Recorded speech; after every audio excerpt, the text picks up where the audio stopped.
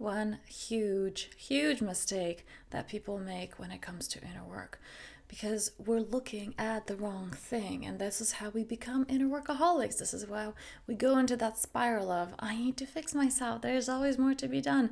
So this is what I'm addressing today, having worked with so many people. And this keeps coming up, and this is something that I keep correcting. And this is what I want to share with you so that you can skyrocket that inner work, that inner growth, and really live in your freedom. So let's dive right in.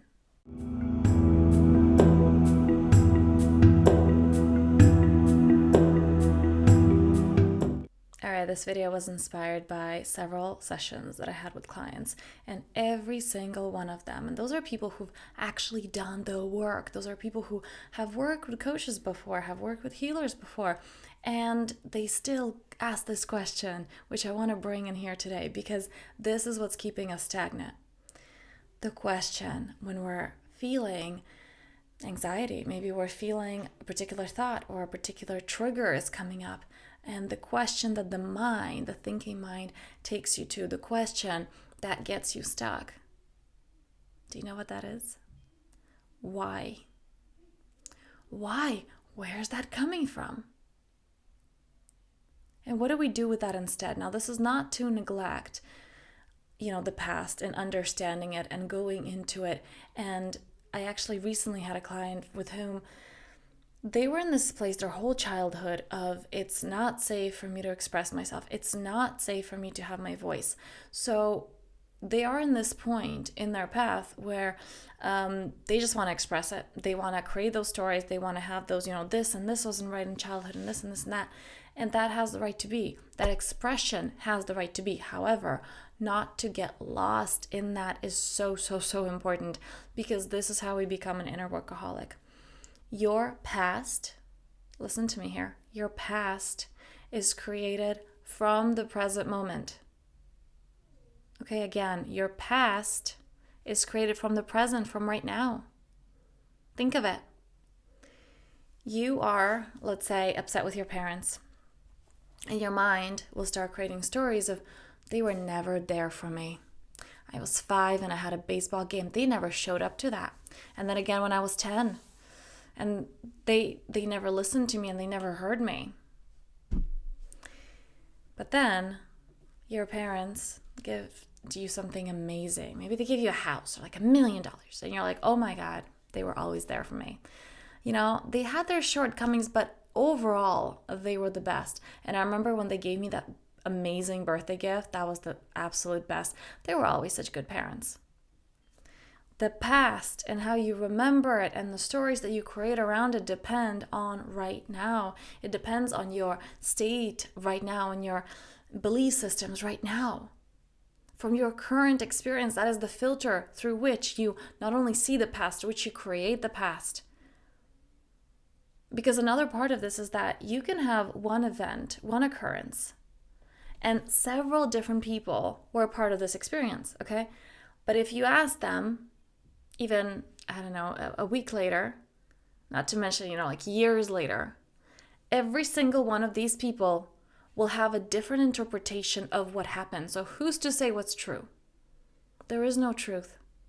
There's no truth because every one of these people will have their own truth. They will have their own interpretation of that event. So at this point, there is no, well, this really happened. It's a story. Everyone has their individual story. And like I said, those stories will be impacted by right now.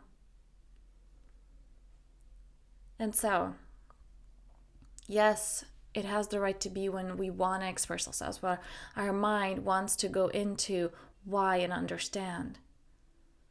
But I strongly, strongly, strongly encourage you, and I want to emphasize this, don't get stuck in that, because that's how the mind gets you.